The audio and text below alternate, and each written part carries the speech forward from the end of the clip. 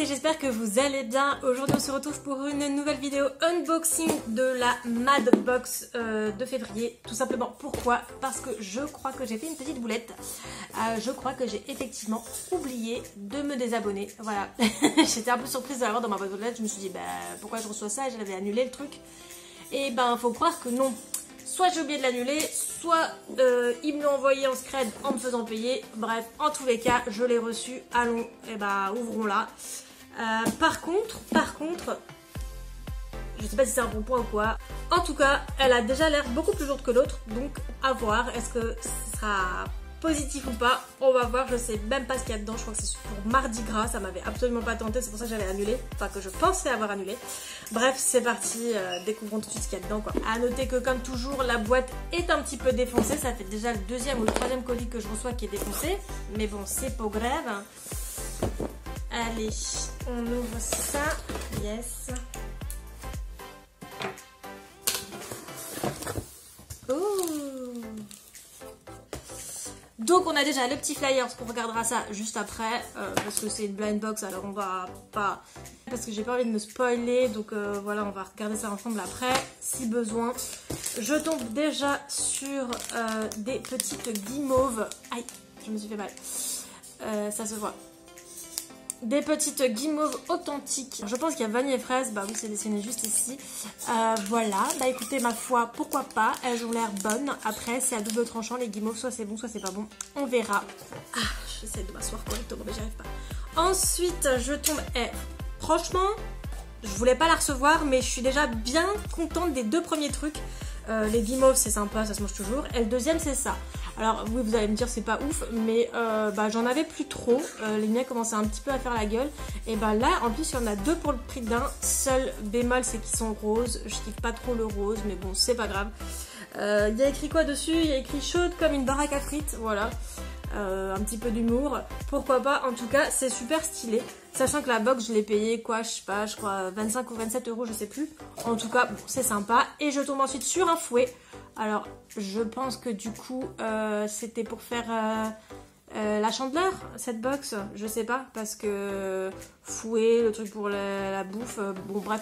En tout cas, c'est sympa. Dommage qu'ils mettent toujours tout en rose pour les filles quand même, je trouve. Mais parce que c'est une box principalement dédiée pour les filles, puisque c'est mademoiselle.com. Mais ils auraient quand même pu mettre autre chose. Bon, ça c'est rouge, mais pourquoi pas, c'est sympa quand même. Ensuite, je tombe là-dessus. Alors, je ne sais pas ce que c'est. C'est un Choco Strawberry Lip Balm. Ok, donc c'est un stick à lèvres. Quand je vous dis que je suis tout tombée, c'est un stick à lèvres du coup aux fraises chocolat. Alors, pourquoi je n'arrive pas à l'ouvrir? Ah bah tout simplement parce qu'il faut ouvrir le paquet avant d'ouvrir, tout simplement. Putain, je suis une biche, j'y arrive pas, c'est incroyable. Ah oui, bah en fait il fallait juste tout simplement dévisser et pas arracher le papier comme je l'ai fait, mais bon tant pis. Voilà. Et ça sent... Ça sent, bah je sais pas. Ah oui, là ça sent la fraise. Mais le chocolat, bof. Bon, pourquoi pas. Ensuite, on passe à la suite. Et waouh, la suite, sympa, c'est coincé dans la box. Et ça explique pourquoi c'était lourd. Parce qu'on a carrément un livre. Le chocolat, le livre d'or du chocolat. Voilà, et bah écoutez, alors, ah bah c'est un livre de recettes en fait, un livre de recettes par rapport au chocolat. Et bah écoutez, ma foi, bon il n'y a pas beaucoup de trucs hein, en fait, hein. Il y a le livre, le fouet, ça, donc ça fait 3, 4 et 5. Il y a 5 articles, il y a encore moins d'articles que la dernière fois. Par contre, je trouve quand même que c'est peut-être un peu plus qualitatif. Je sais pas. Après, en tout cas, ça me plaît quand même beaucoup plus que celle de la dernière fois. On va juste regarder ce que dit le petit prospectus. Donc effectivement, on est sur une box qui parle de Mardi Gras de la Chandeleur. En gros, c'est une fille qui est ambassadrice de chaque box, apparemment sur la Mad Box. Là, elle dit que c'est pour éviter de se cramer parce que quand elle était petite, elle se cramait souvent. Le fouet, c'est pour faire la pâte des crêpes en fait. Pour les sticks à lèvres, apparemment, c'est des sticks à lèvres qui sont 100% vegan et naturels avec des parfums différents. Moi, j'ai eu chocolat fraise du coup. Écoutez, je suis super satisfaite d'avoir eu chocolat fraise parce que j'aime bien. Je vois qu'il y avait bubblegum, je sais pas si j'aurais aimé. Et lui, c'était Crazy Rumors Banana Split. Pourquoi pas. Après moi je suis contente d'avoir suivi sur lequel je suis tombée. Les chamallows pour la petite histoire sont des produits apparemment authentiques de la région de Bretagne de Saint-Malo. En fait j'ai l'impression que c'est un petit peu un truc genre pour les crêpes sur la Bretagne et tout. Voilà, c'est bon à savoir apparemment.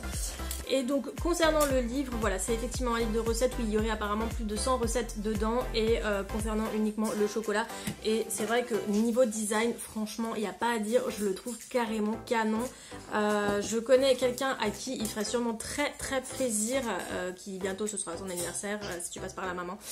Mais je vous avoue qu'il est tellement très beau que je me tâte à le garder. Bon, en tout cas... franchement ça donne faim. Ensuite pour terminer avec le prospectus on a 3 costumes à faire chez soi avec le strict minimum, donc ça j'imagine que c'est voilà aucune idée, des trucs un petit peu humoristiques ou pas, j'ai pas spécialement envie de lire. Comment lâcher prise sur son alimentation et arrêter de se sentir nul, why not, je ne sais pas si je lirai non plus. Et ensuite on a, j'ai l'impression, le fameux test qu'il y a dans tous les catalogues.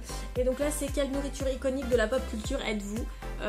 Juste pour le fun, je vais le faire vite fait. Je vous passe les détails, mais ça peut être marrant.